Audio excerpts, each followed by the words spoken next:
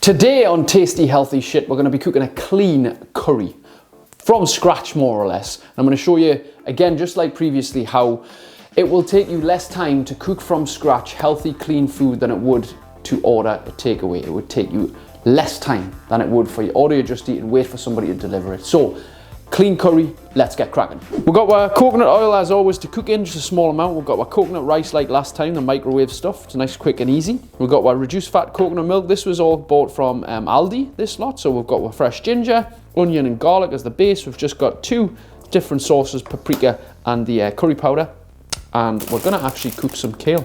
So first, I like to add greens to most of my meals. I used to have this for breakfast. I've changed the past few months. But I always try and up my veg intake, so I try and get at least my 5 a day. Hey, did you know, one of the things that the advice that you don't take that you got in school, which was probably the best advice that they ever gave, was eat your 5 a day. You know, your 3 fruit and 2 veg, or your 4 veg and 1 fruit, like mix and match it. How many of us as adults actually get our 5 a day? Mad that, innit? So, just gonna fry off first some kale and some coconut oil, crisp it off a little bit, get the pan hot, and whilst that kale's cooking, I'm gonna chop my onion, my garlic, and get prepped. So let's go.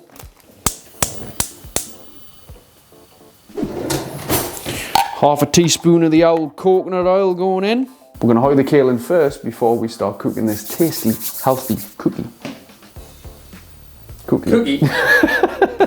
Tasty, healthy curry. There you go, you can keep that in.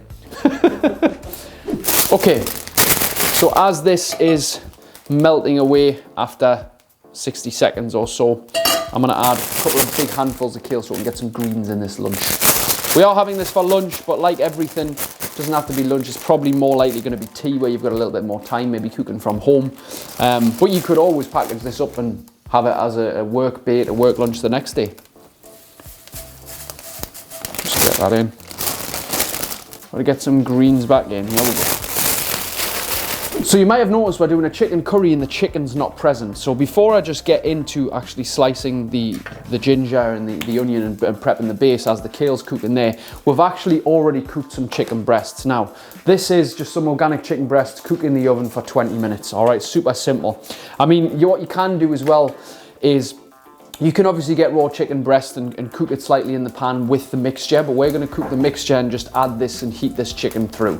Now, you can, what we've done several times in the past is if you go to Morrison's or Tesco or Asda and you go to the hot chicken part, buy a hot chicken and just strip it off and add it to this sauce. It's much easier, it can actually work out cheaper as well. And it's just convenient as well. I find that the hot chickens in these places are cooked really nicely, they're very tasty, or you can just flash your own, but for the purposes of this, we haven't cooked the chicken fresh. It was cooked yesterday. We have it in Tupperware. Very, very simple to cook. Just literally hoy chicken breasts in the oven for 20 minutes and they're more or less done. So we're just going to slice this up and add it to the sauce, warm it through for a few minutes before we serve. So let's crack on. Chopping this onion up nice and fine. I ain't no chef. I am just an all right cook. Presentation is not fantastic from where I come from, but taste is always very nice.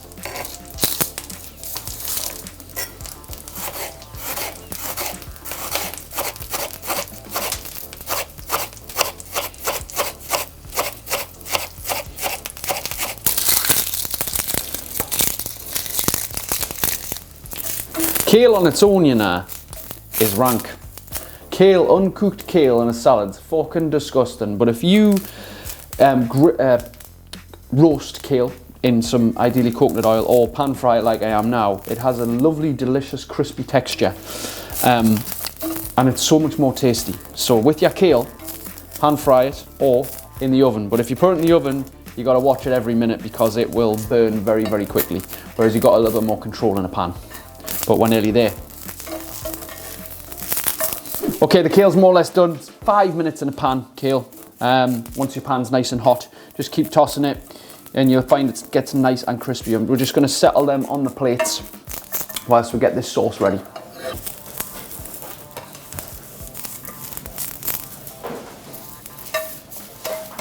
We're now ready to get the onion, the ginger, the garlic, the base on the way. Again, we'll stick another half teaspoon of coconut oil in the pan. The pan's now pretty dry after all the kale being fried off, so a little bit more oil in the pan.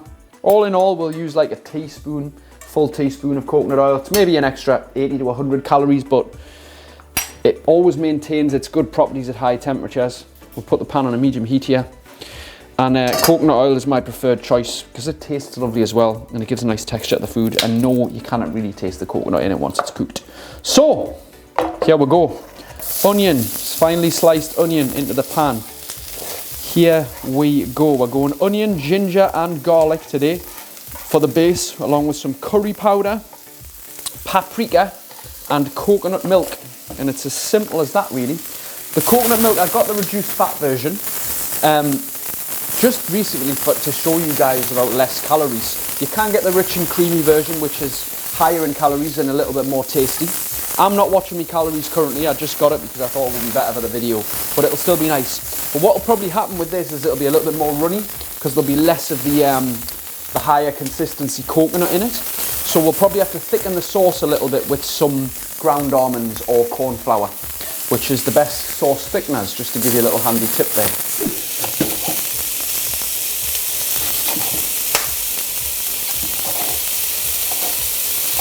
Doesn't take much ginger to flavour a meal and give it that little bit kick and that little bit flavour and sort of spice to it. So we'll squeeze this in, give it a little bit of a squeeze in. We'll also probably, actually, you know what, I'm going to add a little bit more.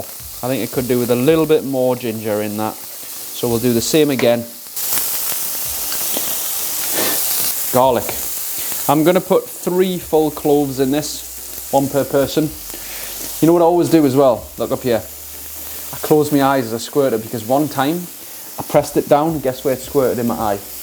Garlic. Have you ever had garlic in your eye? Oh my word. So every time I press down on this, you'll notice I close my eyes because you never know if it's going to squirt up.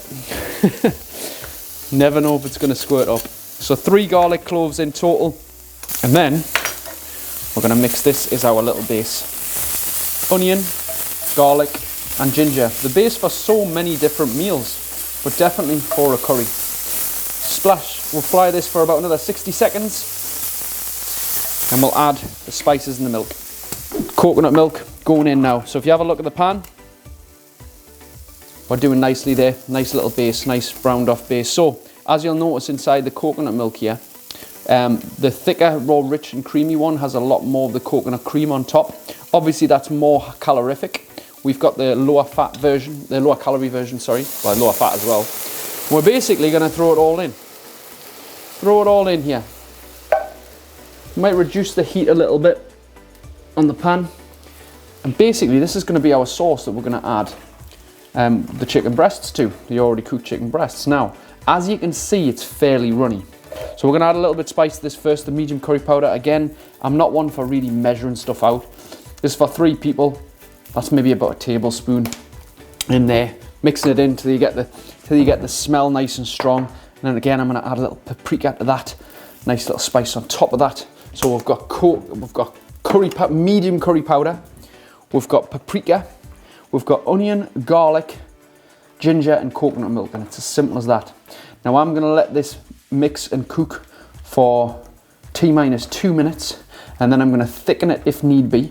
And then we're going to add our chicken breasts and we're going to warm it through all together in the pan for about 4 or 5 minutes. And that's basically going to be our chicken curry done. Alexa, set a timer for 2 minutes. 2 minutes, starting now. Coconut rice. Just like last time, little slit in the packet, 2 minutes in the microwave. I'm cooking for 3 again. Myself, my right-hand man and my partner Tracy. So I'm using 2 packets of rice for 3 people. 2 minutes in the microwave. And Bob's your uncle. And Bob. There you go. There you go. Next bit, we've got our cooked chicken breast here. Like I said, we cooked this yesterday.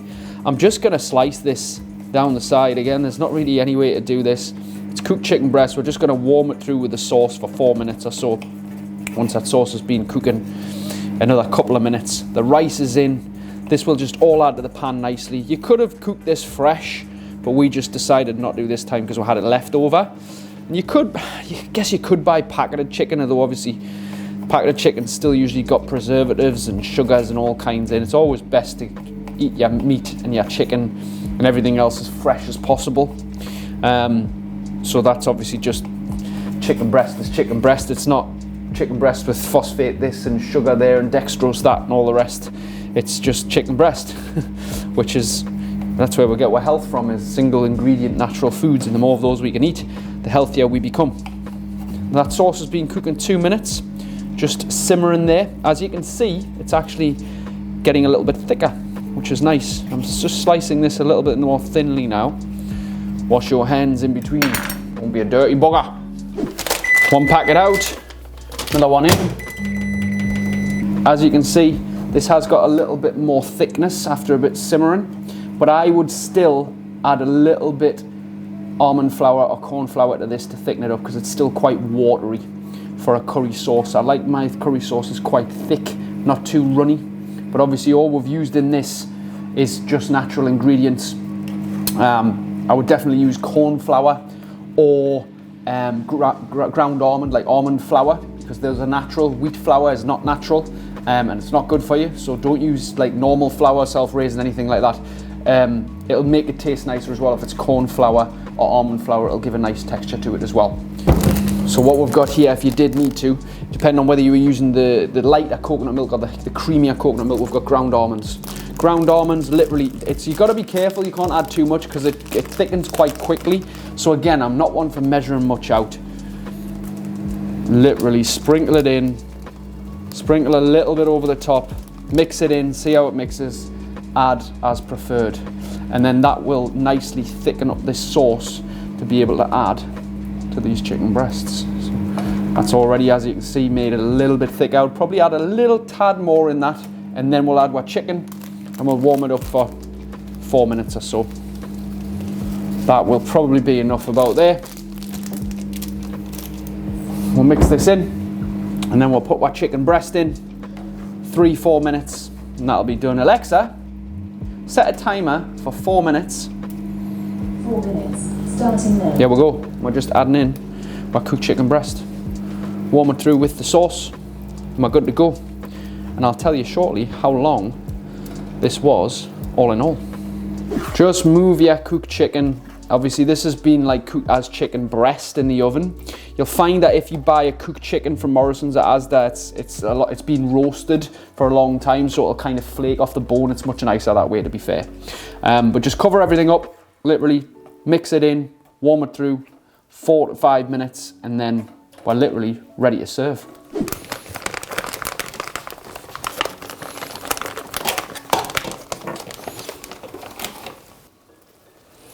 We're serving up now the clean, 100% clean chicken curry.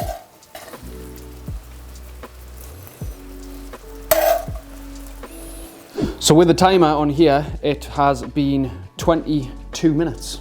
22 minutes, but that actually includes the 5 minutes for the kale. So if you had your chicken ready, you would be looking at about 17 minutes to cook this whole meal. So let's say 20 minutes in total, 20 to 22 minutes. Now, how long would it take you to order a Just Eat, order a Uber Eats and wait for it to come?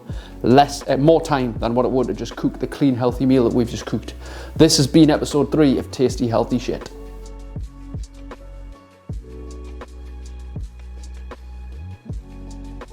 If you'd like to learn how to create outstanding levels of energy, motivation and self-control, my second book, Supercharged, the modern day guide to doing exactly that, is out now.